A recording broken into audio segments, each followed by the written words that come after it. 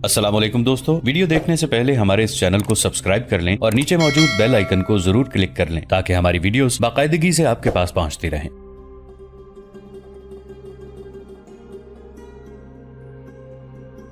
साद रज़ियल्लाहु अन्हु बिन अबी वक़ास ने अपने सालारों को बुलाया और उन सबको उस तरफ दीवार के पास ले गए जिस तरफ दरिया था और सामने वाले किनारे पर मदाइन का शहर था। वहां से उन्होंने मदाइन की शान और शौकत देखी। ये हम पहले भी बयान कर चुके हैं। अब ये सब सालार को करीब से देख रहे थे। इन सालारों में से एक सालार ज़र्रार बिन खत्ताब भी थे। वो बड़े इन्हिमाक से मदाइन को देख रहे थे। अल्लाहु अकबर। ज़र्रार बिन खत्ताब ने नारा लगाकर कहा, यह किसरा का सफेद कला है जिसका अल्लाह और अल्लाह के रसूल सल्लल्लाहु अलैहि वसल्लम ने तुमसे वादा किया है, और यही वो जगह है। साद रज़ियल्लाहु अन्हु ने कहा, जहां किसरा परवेज ने रसूलुल्लाह सल्लल्लाहु अलैहि वसल्लम का दावत हक का पैगाम फाड़कर फेंक दिया था। मेरे रफीकों, सोचना यह है कि हम ये दरिया अबूर किस तरह करेंगे। दरिया की कैफियत देखो। मैं ऐसा सैलाबी दरिया पहली बार देख रहा हूं। मौजों का ज़ेरो बम देखो। क्या कोई इसमें उतरने की जुर्रत कर सकता है? जुर्रत करनी पड़ेगी। आसिम बिन उमरू ने कहा, फारसियों ने दजला को अपनी आड़ बना लिया है। उन्होंने ठीक सोचा है कि इस बिफरे हुए दरिया को कौन फौज इस सूरत में अबूर कर सकती है कि कश्तियां भी ना हो और पुल भी ना हो। मैं कहता हूं कि शहनशाह फारस के इस ख्याल को चकनाचूर कर दें कि ये दरिया उसकी सल्तनत को बचा लेगा। क्या तुम ये कहना चाहते हो कि हम इस दरिया को तैर कर पार करेंगे?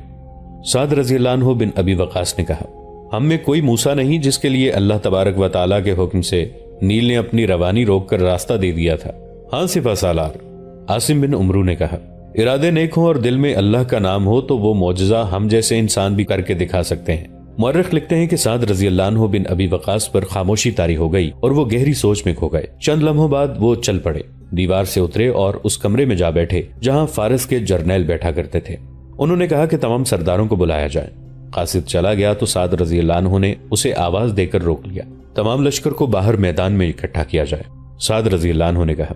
ज्यादा देर नहीं गुजरी थी कि मुजाहिदीन का लश्कर आ गया। साद रज़ियल्लाहु अन्हु बाहर निकले। कबीलों के सरदार अपने अपने कबीले के सामने खड़े थे। साद रज़ियल्लाहु अन्हु घोड़े पर सवार हुए और लश्कर के सामने जा रुके। शहनशाह फारस ने इस दरिया को अपनी ढाल बना लिया है। साद रज़ियल्लाहु अन्हु मुजाहिदीन से मुखातिब हुए, मैंने देखा है कि मदाइन की दीवार पर कुछ आदमी खड़े हमारी तरफ इशारे करके हंस रहे थे। वो हमारा मजाक उड़ा रहे थे कि हम आगे नहीं बढ़ेंगे। अब हम पर फर्ज हो गया है कि दुश्मन को इस मजाक का जवाब दें, लेकिन कश्तियां दुश्मन के कब्जे में हैं। वो जब भी चाहें हम पर हमला कर सकते हैं। हम पार नहीं जा सकते, लेकिन हम पार जाएंगे। तुमने मैदान जंग में मौजज़े कर दिखाए हैं। अब एक मौजज़ा ये रह गया है कि यह दरिया पार करना है। हम ऐसे मकाम पर आ पहुंचे हैं जहां हम घेरे में आ सकते हैं। यह भी हो सकता है कि जिन उमरा और जागीरदारों ने हमारी अतात कबूल कर ली है वो लोगों को जमा करके अतात से दस्तबरदार हो जाएं और हम पर अकब से हमला कर दें। मैं अब ऐसी बात कहने वाला हूं जिसे शायद तुम सुनकर भी कहो कि मैंने ऐसी बात नहीं की। ए अमीर लश्कर, मुजाहिदीन में से किसी की बड़ी ही बुलंद आवाज उभरी। इससे पहले कि तू वो बात मुंह से निकाले, एक बात मुझे कह लेने दे। अल्लाह हमारी रहनुमाई का और हमारी किस्मत का फैसला कर चुका है। हम ये दरिया तैर कर पार करेंगे। तारीख में इस मुजाहिद का नाम नहीं मिलता। इसके ये अल्फाज तारीख के दामन में महफूज हैं। तबसरा निगारों ने लिखा है कि उस वक्त साद रज़ियल्लाहु अन्हु बिन अबी वक़ास के चेहरे पर, हर सालार, सरदार और हर एक मुजाहिद के चेहरे पर कुछ ऐसा तासुर था जैसे वो इस जमीन से उठकर आलम बाला में पहुंच गए हों या आलम ख्वाब ख्याल में जा पहुंचे हों, जहां वो दुनियावी हकाइक से लाताल्लुक हो गए हों। मुअर्रिखों के मुताबिक लश्कर से यही आवाज बार बार उठ रही थी, हम तैर कर दरिया पार करेंगे, हम तैर कर दरिया पार करेंगे। साद रज़ियल्लाहु अन्हु बिन अबी वक़ास हकीकत पसंद सिपह सालार थे। वो खामोशी से लश्कर के नारे सुनते रहे। फिर उन्होंने हाथ उठाकर लश्कर को खामोश किया। हमें सिर्फ दरिया ही अबूर नहीं करना, साद रज़ियल्लाहु अन्हु बिन अबी वक़ास ने कहा। दरिया के सामने वाले किनारे पर फारस की फौज मौजूद है और शहर की जो दीवार दरिया के साथ है उस पर तीर अंदाज और बर्शियां फेंकने वाले भी मौजूद हैं। अगर तुम दरिया में उतरे और सामने वाले किनारे पर पहुंच भी गए तो तुम पर तीरों की बौछारें आएंगी, बर्शियां भी आएंगी। चाहता मैं भी यही हूं कि दरिया अबूर किया जाए। ये तेरा हुक्म नहीं सिपह सालार। आसिम बिन उमरू के कबीले के एक आदमी ने गरज कर कहा, यह अल्लाह का हुक्म है कि दरिया पार करो। हम अल्लाह के हुक्म की तामील करेंगे। लश्कर से एक शोर उठा, हम दरिया पार करेंगे। साद रज़ियल्लाहु अन्हु बिन अबी वक़ास का चेहरा जज्बात की शिद्दत से सुर्ख हो गया। उन्होंने एक सिरे से दूसरे सिरे तक अपने लश्कर को देखा। इस इसार और शजाअत का अजर अल्लाह तुम्हें देगा। سعد رضی اللہ عنہ بن ابی وقاص نے بڑی ہی بلند آواز سے کہا، اب میں تم سے پوچھتا ہوں، کون ہے وہ آدمی جو کچھ آدمی اپنے ساتھ لے کر دریا میں اتر جائے اور اگر وہ دریا پار کر لے تو اس دشمن کو روکے رکھے جو سامنے والے کنارے پر موجود ہے؟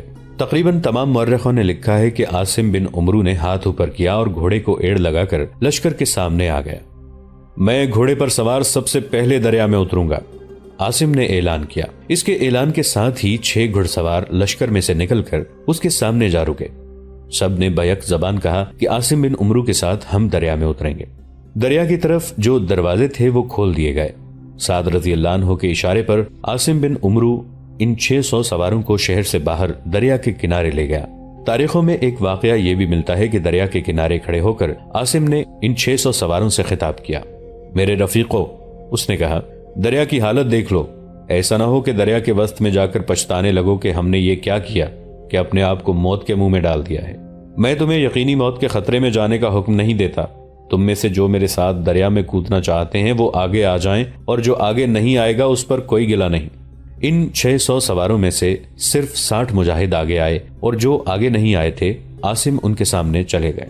کیا تم اس تھوڑے سے پانی سے ڈر گئے ہو؟ عاصم نے کہا اور قرآن کی ایک آیت پڑھی، وَمَا كَانَ لِنَفْسٍ أَن تَمُوتَ إِلَّا بِإِذْنِ اللَّهِ كِتَابًا مُؤَجَّلًا، اور کوئی شخص نہیں مر سکتا جب تک اللہ کا حکم نہ ہو، اس نے ایک وقت مقرر کر رکھا ہے۔ عاصم بن عمرو نے ان سواروں کے جواب کا انتظار نہ کیا، گھوڑا موڑا اور اللہ اکبر کا نعرہ لگا کر گھوڑا دریا میں ڈال دیا۔ اس کے پیچھے 60 سواروں نے گھوڑے دریا میں اتار دیے۔ جب وہ چند قدم ہی آگے گئے تھے کہ ان سواروں نے بھی جو پیچھے رہ گئے تھے گھوڑے دریا میں اتار دیے۔ گھوڑوں نے ذرا سی ہچکچاہٹ یا ڈر محسوس نہ کیا، وہ پوری طرح اپنے سواروں کے اشارے کے منتظر رہے۔ ان کے پاؤں دریا کی تہہ سے اٹھ گئے تھے کیونکہ وہاں پانی زیادہ گہرا تھا، وہ کنارے سے خاصا آگے نکل گئے تھے۔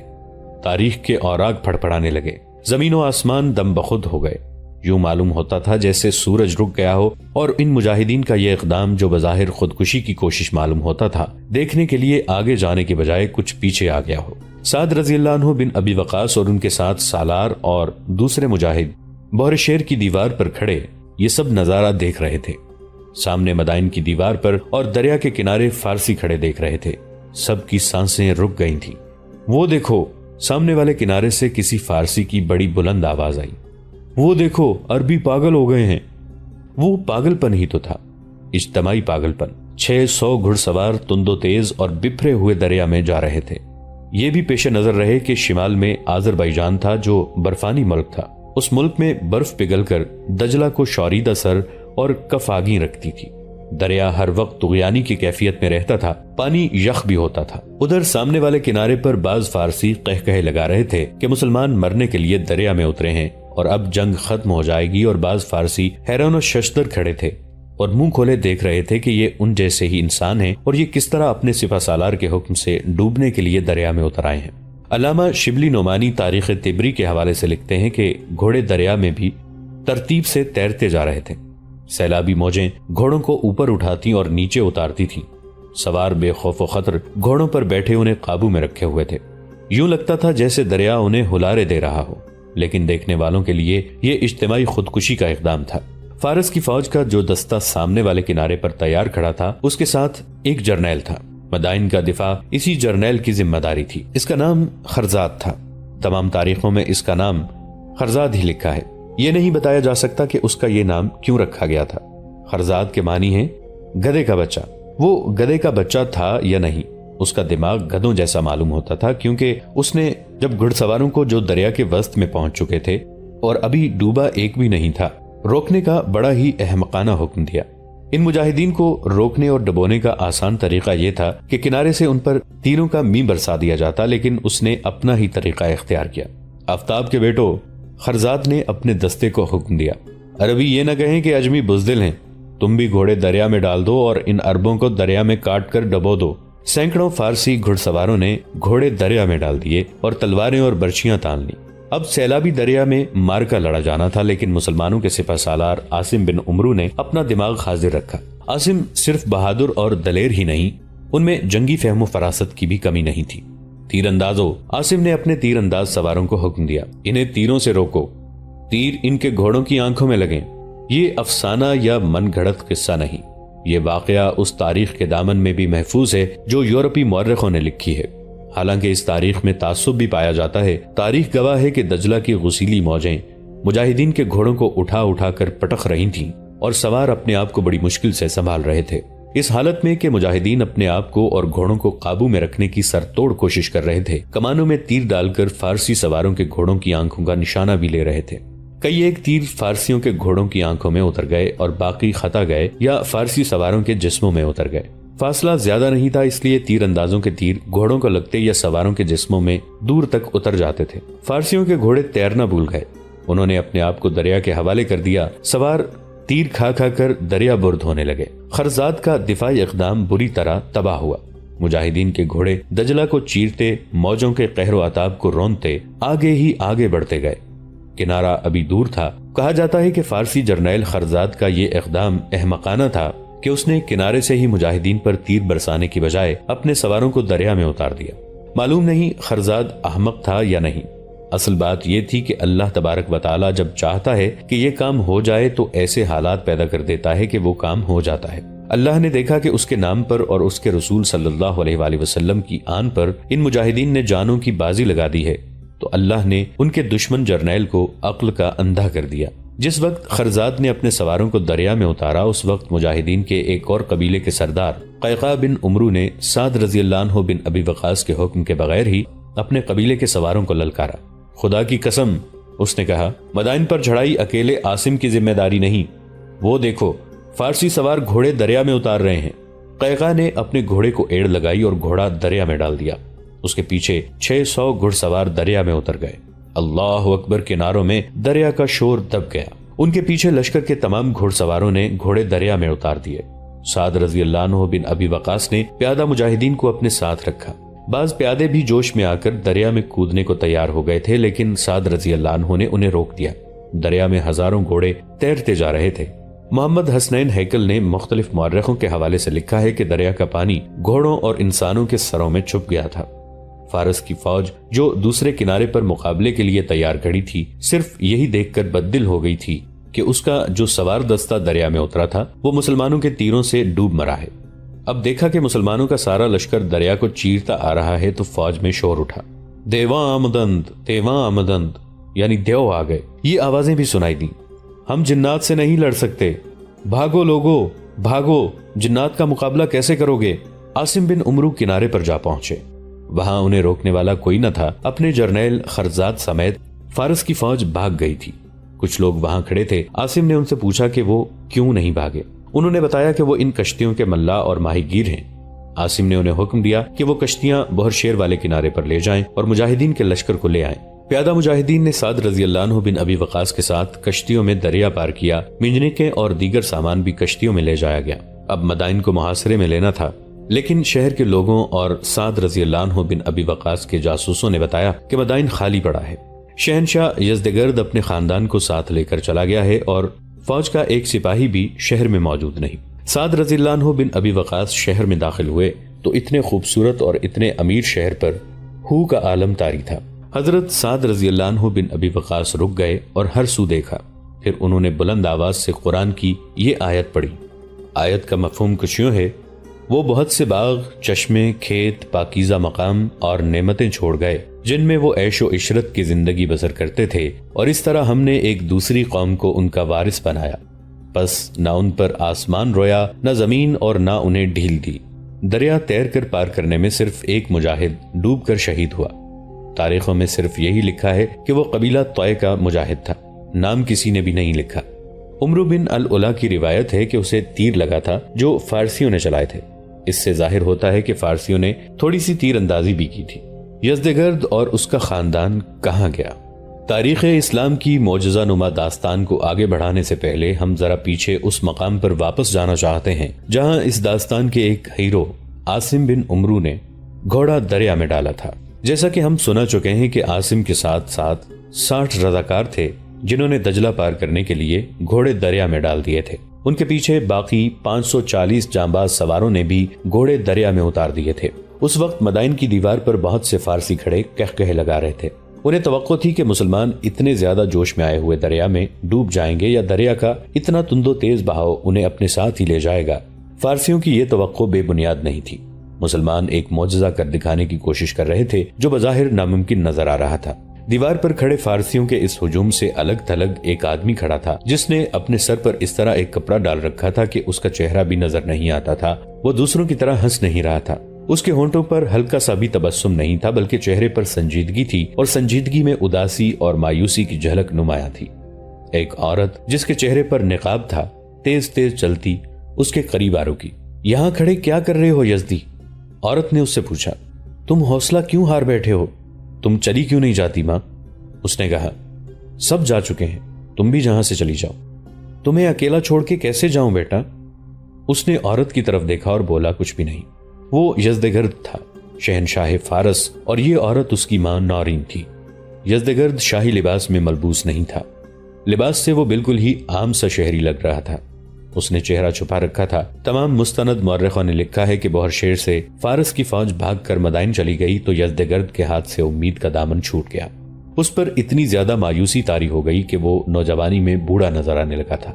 اس نے بہرشیر پر مسلمانوں کا قبضہ ہوتے ہی تمام تر شاہی خاندان کو مدائن سے نکال کر مدائن سے کچھ دور ایک مقام خلوان بھیج دیا اور خود محل میں ہی رکا رہا۔ اس کی خاطر اس کی ماں بھی وہیں رک گئی۔ اور تم اتنے مایوس کیوں ہوئے جا رہے ہو یزدی؟ نورین نے بڑے پیار اور حوصلہ مندی سے یزدگرد سے کہا۔ مسلمان ڈوبنے کے لیے دریا میں اترے ہیں، کیا یہ ممکن ہو سکتا ہے کہ ان کے گھوڑے اس طغیانی میں سے نکل آئیں گے؟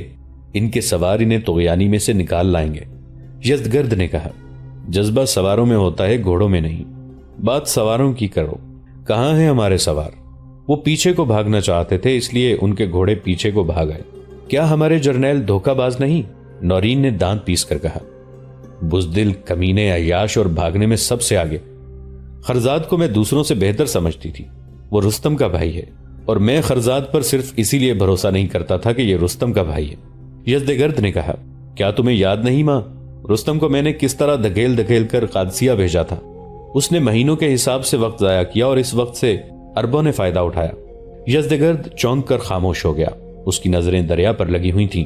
مسلمانوں کے گھوڑے دریا کے وسط تک آ گئے تھے۔